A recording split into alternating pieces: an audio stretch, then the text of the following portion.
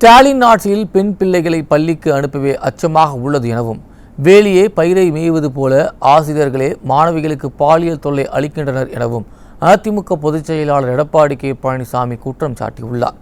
திருவாரூர் மாவட்டம் மன்னார்குடியில் மக்களை காப்போம், தமிழகத்தை மீட்போம் சூறாவளி சுற்றுப்பயணத்தில் பேசிய போது அவர் இதனை தெரிவித்தார். இன்றைக்கு மாணவர்கள், இளைஞர்கள், பொதுமக்கள் கஞ்சாவுக்கு அடிமையாகி இன்றைக்கு மிகப்பெரிய கொடுமை தமிழகத்தில் நடந்துட்டு இருக்குது. இந்த கஞ்சா போதை ஆசாமி தான் கொலை, கொள்ளை, திருட்டு, வழிப்பறிவு, பாலியல் கொடுமை எல்லாத்துக்கும் காரணம் இந்த கஞ்சா. அதை தடுத்து நிறுத்த வேண்டும் என்று 3 ஆண்டுக்கு முன்பே முதலமைச்சர் கோரிக்கை வச்ச, சட்டமன்றத்தில் பேசினேன், அறிக்கை வேலை வெளியிட்ட, தொலைக்காட்சி வாயிலாக பேட்டி கொடுத்தேன். அரசாங்கம் கண்டுகொள்ளவே இல்லை. இன்றைக்கு எங்க பார்த்தாலும் போதை ஆசாமியால் சட்ட ஒழுங்கு தமிழகத்தில் சீரழிந்து கிடக்குது.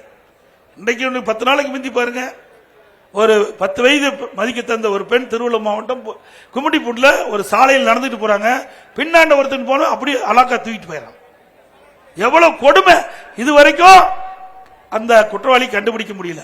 அதோட 2 நாளைக்கு முந்தி மற்றொரு சிறுமிய ஒரு மாணவன் அவனும் தூக்கிட்டு போயிட்டான். அது மட்டும் இல்ல, இன்றைக்கு பள்ளிக்கூடத்துக்கு நம்ம குழந்தைகள் பெண் குழந்தைகள் அனுப்புதே பல பெற்றோர்கள் அச்சமா இருக்குது. அந்த வேலிய பயிரை மேயற மாதிரி நம்ம சிறுமிகள், நம்ம குழந்தைகள்லாம் பள்ளிக்கு அனுப்புறோம். சில ஆசிரியர் செய்யறது, எல்லா ஆசிரியரும் கிடையாது. இன்றைக்கு ஆசிரியர்கள்லாம் நல்லா பாடம் சொல்லி கொடுத்ததுனால தான் நான் உங்களுக்கு முன்னாடி நான் பார்த்துட்டு இருக்கிறேன். நிறைய பேர் பட்டப்படி படிச்சு பல பேர் வேலைக்கு போயிருக்கல, நல்ல ஆசிரியர் இருக்கிறாங்க. ஆனா அதுல ஒரு சில ஆசிரியர்கள் தவறா பாலியல் சீண்டல் நம்முடைய குழந்தைகளை செய்வதனால போக்சோ சட்டத்தில் கைது ஆகிட்டே இருக்கிறாங்க. இப்படிப்பட்ட நிலைமை தமிழ்நாட்டில் இருக்குது.